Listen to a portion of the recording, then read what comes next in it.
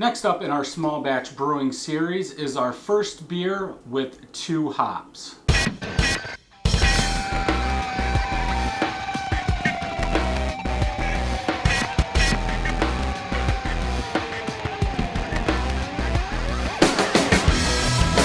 Welcome back, everybody. So this is kind of growing now from our small batch smash beer series into 1 grain or 2 grain with 2 hops. Now, I thought it would be nice as Centennial and Cascade are widely available and pretty... I wouldn't say pretty cheap, but they're cheaper as they've been out longer. A lot of beers do use Cascade and Centennial, so I thought we would start out with that. Now, as of right now, there's going to be 15 or 16 beers in just Cascade and Centennial. We will move on to more, but just like the smash beers, I want to go through everything. I don't care if I know what it tastes like. If somebody new into home brewing isn't going to know what it tastes like. Also, these are small batches, so 1.25 gallons going into the carboy with 1 gallon fermented that we're bottling. Now, this first one is Cascade and Centennial with 2-row. This was bottled on 8.8 and it is 6.73%. I am going to keep track of the numbers so we know this was number 1, this was number 2, this was number 3, where I should have done that with the smash because of how many bottles I have. Was this one before this or was this before that? So we have learned a lot from the small batch smash series. So in this one, this is using Roar 2-row and it's using 2 pounds 4 ounces, so 4.25 pounds of grain. I tried to make this more of your standard IPA or pale ale when we get into some lower alpha acid hops. Now, the hops that I picked up, I'll put a picture up, are from 2018. Why do I say that? Because if you pick up a 2019 or if you're watching this later, a 2020, the alpha acids will drop. So on my 2018, this is 2019, my Cascade is 4.4% alpha acid and my Centennial is 6%.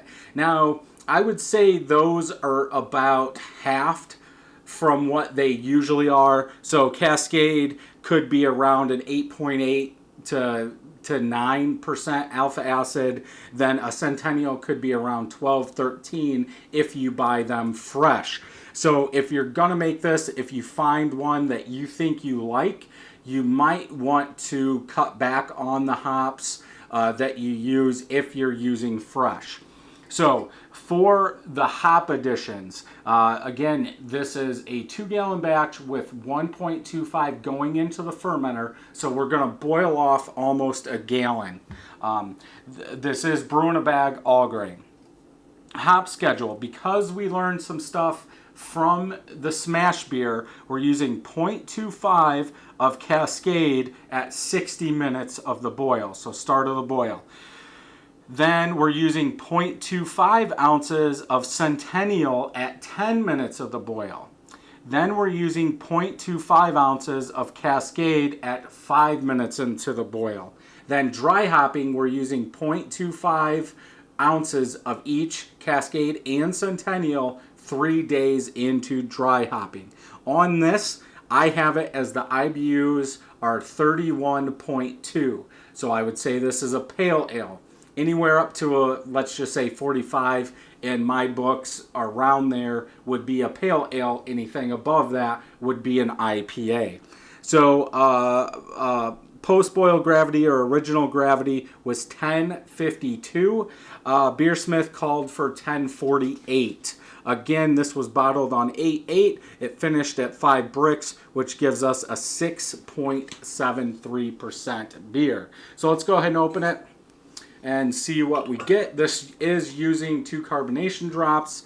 Again, bottled on 8.8. This is 8.29. I couldn't wait. I have to get into this. So let's go ahead and pour it in here, see what we get. If it's like the rest of them, I think carbonation will be a little bit high.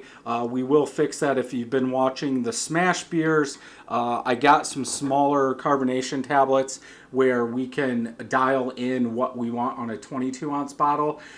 This is using the Mr. Beer. This one is using a 1.5 glass Mr. Beer.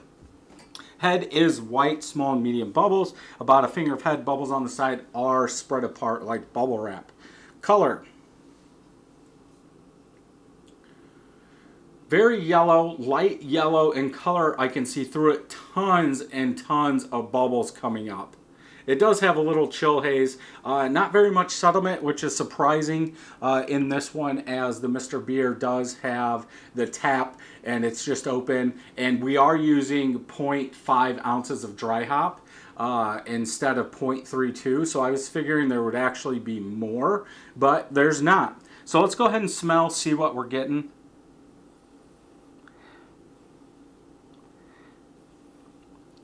A little floral, maybe a little citrus in there, but that floral really comes out. I believe it's Cascade has a floral, earthy aroma.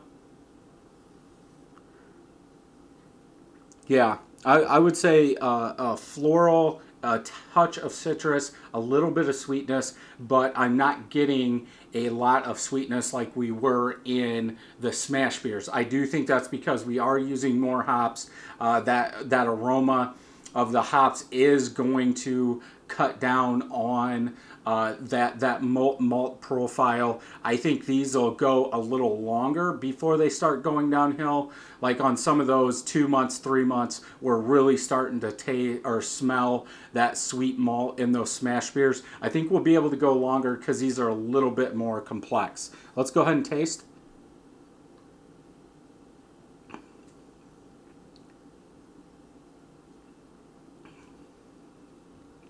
Light-bodied pale ale. Very nice floral citrus mixture. Very smooth. Aftertaste, you do get that floral, that citrus, a little bit of bitterness in there, and a touch of sweet malt. As my palate warms up, I am getting a little bit more sweet malt in there.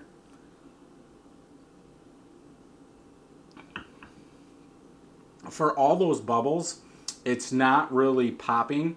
It's more smooth, but through the whole entire palate, you're getting that floral citrus. No bitterness really, 31 IBUs. You probably wouldn't. Aftertaste is tasting good. It's a little light, but it's a pale ale in my eyes. Head is now fluffy on there. Carbonation level, obviously. I'm not picking up a alcohol burn, anything like that. I can't taste it.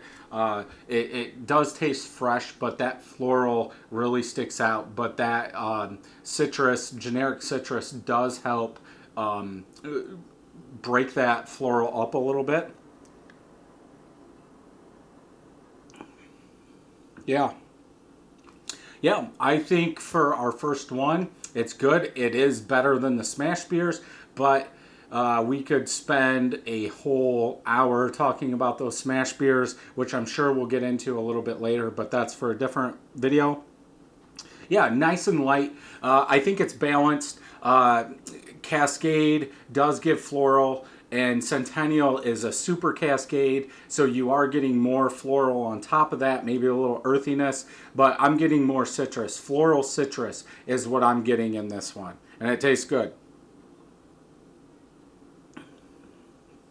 Easy drinking, hot summer day. Even though the alcohol could sneak up on you, you could crush it, but it's a pale ale. The ABV is into the IPA range, but IBUs are pale ale. So yeah, I think this is a good first one. If you've made a, let's say, single malt double hopped beer with Cascade and Centennial, leave your times down below and maybe we'll make it. So if you like this video, thumbs up. If you don't, thumbs down. Make sure you hit that subscribe button and ring that bell so you know when new videos are coming out. And until next time, happy brewing.